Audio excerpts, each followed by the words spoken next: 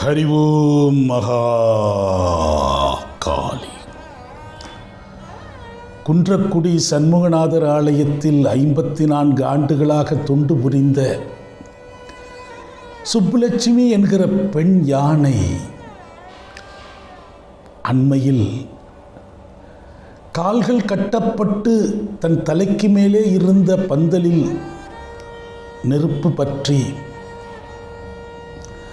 அந்த பந்தல் ஓர் அக்னி பந்தலாக மாறி அக்னி பிளம்புகளால் தன் மேனி எங்கும் பூமாறி பொழிந்த நிலையில் பிளிரியும் அலறியும் அங்கும் இங்கும் அலைப்பாய்ந்தும் துடித்தும் துவண்டும் விடுபட்ட நிலையிலும் மரணத்தை தழுவிவிட்டது. அந்த யானை மரணிக்கிற பொழுது அதனுடைய கடைசி நிமிடங்கள் காட்சியாக பதிவாகி ஜனங்களுடைய பார்வைக்கு வந்திருந்தது. எம்முடைய துரதிர்ஷ்டம் அந்த காட்சியை பார்த்து விட்டேன். மனம் பதைத்தது, நெஞ்சை பிழிந்தது, ரணமாக்கியது. 54 வருஷமா உங்களுக்காக நான் தலையாட்டி ஒருவருக்கெல்லாம் என் துதிக்கையால் உங்களுடைய உச்சந்தலையை தொட்டு முகர்ந்து நீங்கள் நல்லா இருக்கணும்னு நெஞ்சார வாழ்த்தினேனே, ஆசீர்வதித்தேனே. இறுதியில் எனக்கு அக்னி மழை பொழியும்படி செய்து விட்டீர்கள் அப்பா. போயிட்டு வரேன் அப்படின்னு அந்த யானையினுடைய மன உணர்வுகளை மொழியற்ற நிலையில் அவள் தன்னுடைய உடல் உறுப்புகளின் அசைவுகளால் நம்மிடையே பரிமாறிய ஒரு பாவம் மனதை தாக்கியது. அந்த யானை ஏன் அத்தகைய ஒரு துன்பத்தை எதிர்கொண்டது, அது விதியா சதியா என்பது இறைவன் அறிவான். மற்றொரு வகையில் அறிய வேண்டுமானால் விசாரணை மூலம் அறியலாம். இது எப்படியாக இருந்தாலும் ஒரு பெரும் துயரம் நிகழ்ந்திருக்கிறது. ஒரு துயரம் என்று சொல்கிற சொல்லோடு அதை நிறுத்த முடியாது. ஒரு பெரும் தோஷம் இந்த பூமியில் ஏற்பட்டிருக்கு. ஒரு பெரும் பாவம் நிகழ்ந்திருக்கிறது. அந்த பாவத்தின் பழி என்ன செய்யும்? சமூகத்தில் ஒரு சொல்வழக்கம் உண்டு.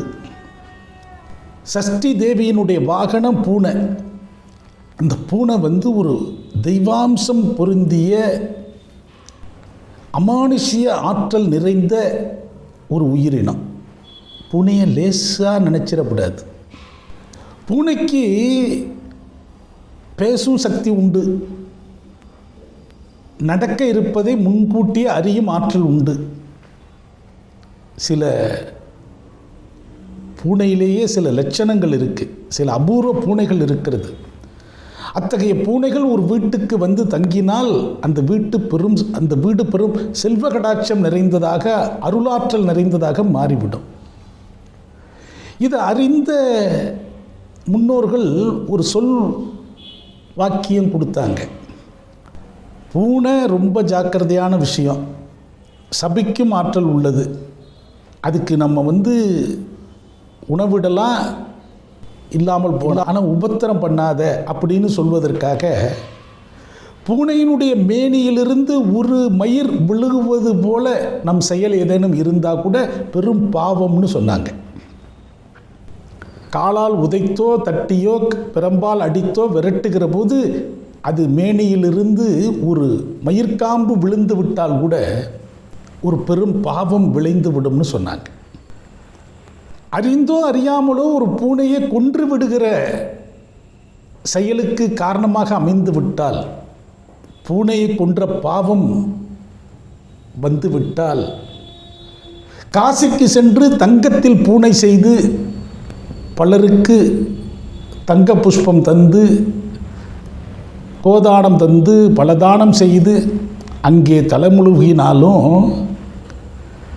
அந்த பாவம் 7 ஜென்மா தொடரும்னு எச்சரிக்கைப்படுத்தினாங்க. அளவில் சிறிய பிராணியாக இருக்கக்கூடிய பூனைக்கே நம் முன்னோர்கள் கொடுத்திருக்கும் பெரும் எச்சரிக்கை வாக்கு இது. அதனுடைய மரணத்துக்கு நீ காரணமாக இருந்து விடாதே, 7 ஜென்மாவுக்கு நீ பதில் சொல்ல வேண்டியிருக்கும். அப்படி ஒரு தெய்வாம்சம் பொருந்திய ஒரு பிராணி அப்படின்னு எச்சரிக்கைப்படுத்துகிறாங்க. இந்த நிலப்பரப்பில் மிக பிரம்மாண்டத்தின் ஓர் அடையாளமாக இந்த நிலப்பரப்பில் வாழ்ந்து கொண்டிருக்கிற உயிரினங்களின் உயர்ந்த வடிவத்தை கொண்டிருக்கிற ஒரு பெரும் கம்பீரத்தின் அடையாளமாக இருக்கிற யானைகளை நம் முன்னோர்கள் காலங்காலமாக தெய்வ ஆற்றலின் உயிரும் உடலுமான ஒரு வடிவாக நமக்கு போதித்திருக்கிறார்கள். யானையின் துதிக்கையால் பெறுகிற ஆசி தெய்வம் தன் கரங்களால் தருகிற ஆசி என்கிற ஒரு அனுபவத்தை வழி வழியாக நமக்கு கற்பித்திருக்கிறார்கள்.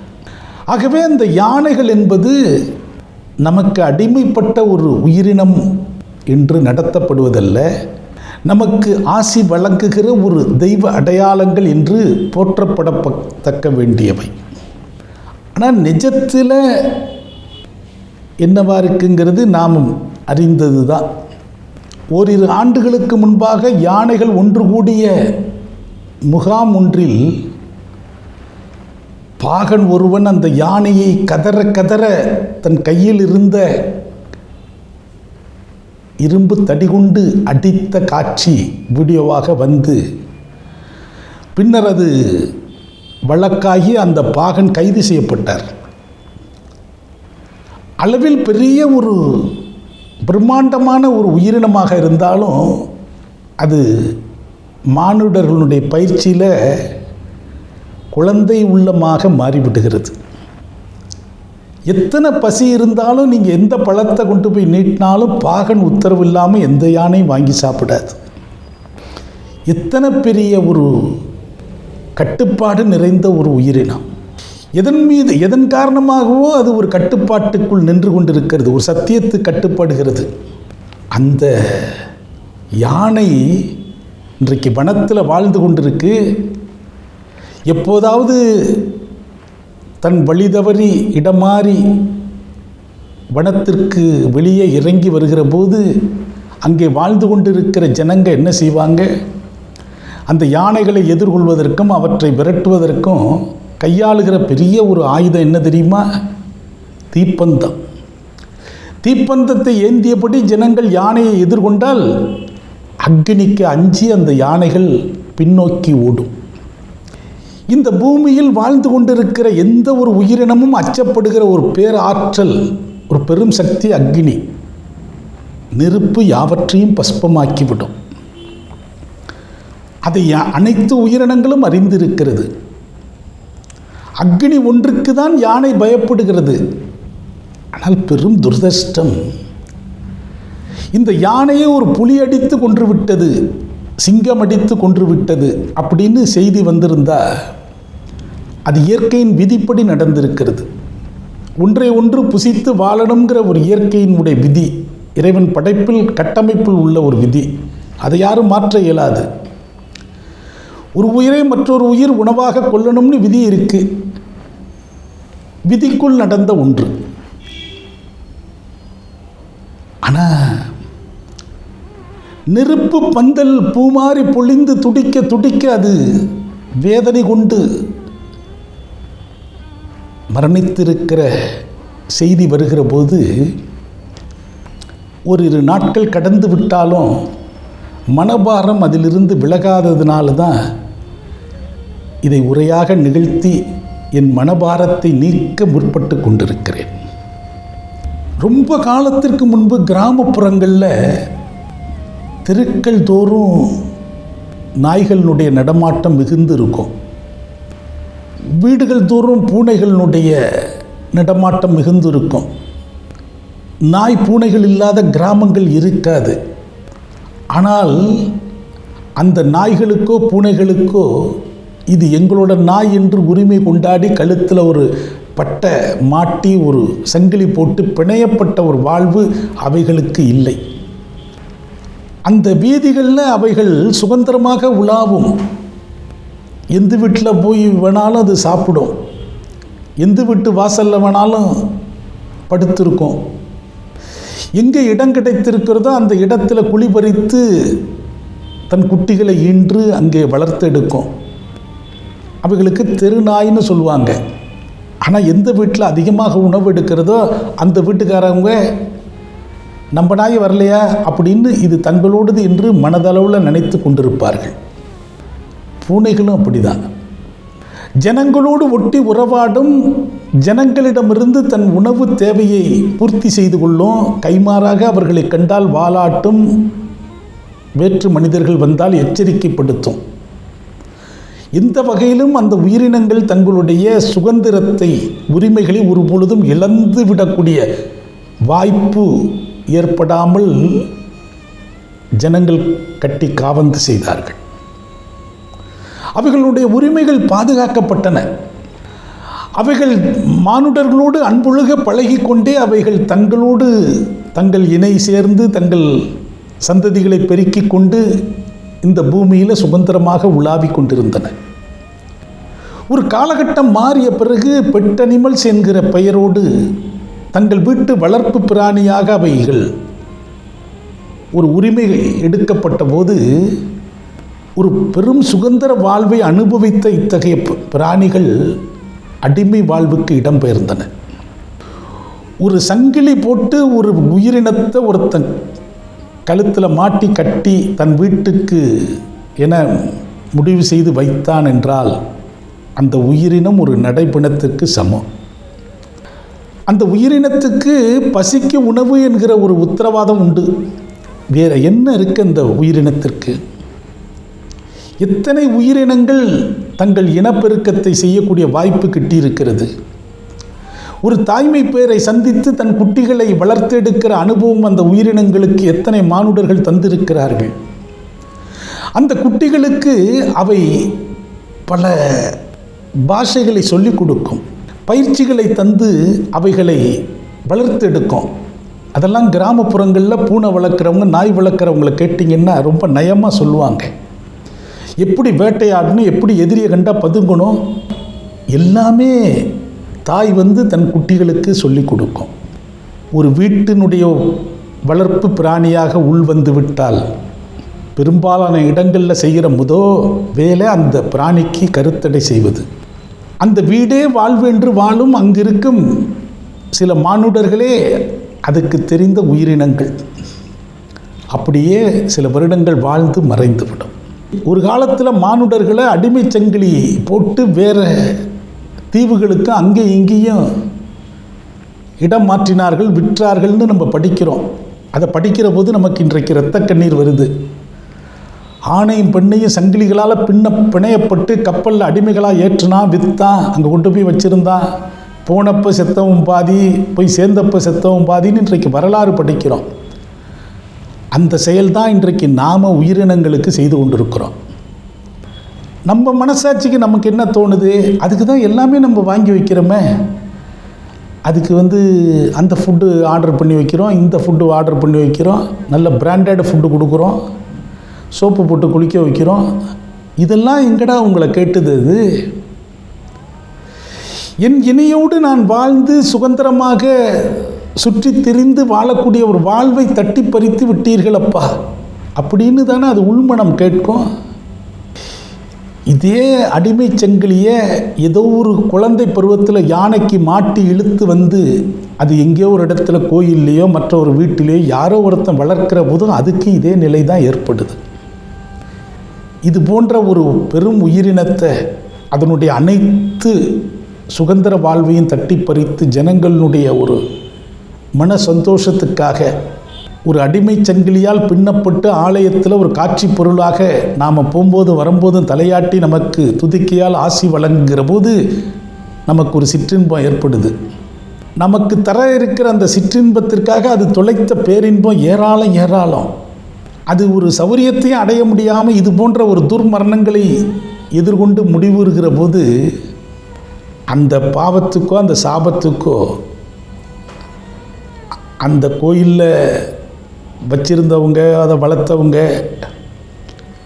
ஏன் இன்னும் சொல்ல போனால் அதுக்கிட்ட ஆசி வாங்கினவங்க உட்பட அந்த பாவம் சேர்ந்துடும். நான் உமக்கு ஆசி வழங்கினேனே, நீ நலமாக இருக்கணும்னு நான் மனசார ஆசி வழங்கினேனே, என்னை மரணத்தில் தள்ளிய போது யாரும் எந்த கரமும் என்னை மீட்டெடுக்கலே பாவிகளா அப்படின்னு கள்ளங்கபடமற்ற அந்த பேர் உயிரினம் எண்ணி விட்டு மடிந்திருந்தா எல்லாருக்கும் அந்த பங்கு வரத்தானே செய்யும். மனுநீதி சோழன்னு திருவாரூரில் ஒரு நினைவு மண்டபம் இருக்குது. அந்த கதை எல்லாருக்கும் தெரியும். அரசனுடைய மகன் அலட்சியமாக தேரை இயக்கிய போது ஒரு கன்று அந்த சக்கரத்தில் சிக்கி அந்த கன்று இறந்து விட்டது. அந்த கன்றை பெற்றெடுத்த தாய்ப்பசு அரசன் கட்டியிருந்த மணியை அடித்து அரசனுக்கு தன் கன்றை தேரில் ஏற்றி கொன்று விட்டார்கள் என்ற நிகழ்வை காட்டுகிறது. விசாரிக்கிற போது இந்த கொலைக்கு காரணம் தன்னுடைய புள்ளன்னு தெரியுது.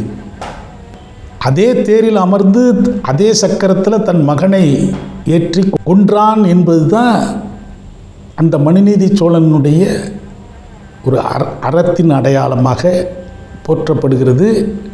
நீதி தவறாண்மை என்கிற ஒரு நிலைக்கு ஒரு அடையாளமாக அந்த மனுநீதி சோழனை சொல்லப்படுது. இன்றைக்கு இத்தனை பெரிய ஒரு இழப்பு, ஒரு பெரும் துயரம், மானுடர்களுடைய அலட்சியத்தினால் ஏற்பட்ட ஒரு பெரும் அநீதி. இந்த அநீதிக்கு இந்த மனுநீதி சோழன் பதிலுரைப்பது, இதுக்கான காரணம் என்ன? இந்த காரணத்துக்கு யார் பொறுப்பேற்பது? யானே கல்வன், என்னுடைய தீர்ப்பு குற்றமுடையதாகிவிட்டது அப்படின்னு சிம்மாசனத்திலிருந்து சரிந்து விழுந்தானே பாண்டிய மன்னன். அதுபோல இந்த யானை வாழ்ந்த அந்த நிர்வாகத்திற்கு யார் பொறுப்பு? அஜாக்கிரதையினால் மானுட பிழையால் நடந்துவிட்ட இந்த குற்றம் ஒரு கொலைபாதக செயலாக முடிவிற்று இருக்கிறது. இதுக்கு யாமே பொறுப்பேற்கிறோம் என யார் முன்வர இருப்பார்கள்? அறம் தலைக்க வேண்டும், அநீதிகள் நிறுத்தப்பட வேண்டும். அந்த சுப்புலட்சுமியினுடைய ஆத்மா பரிபூர்ண சாந்தி அடைய வேண்டும். ஹரி ஓம் மகா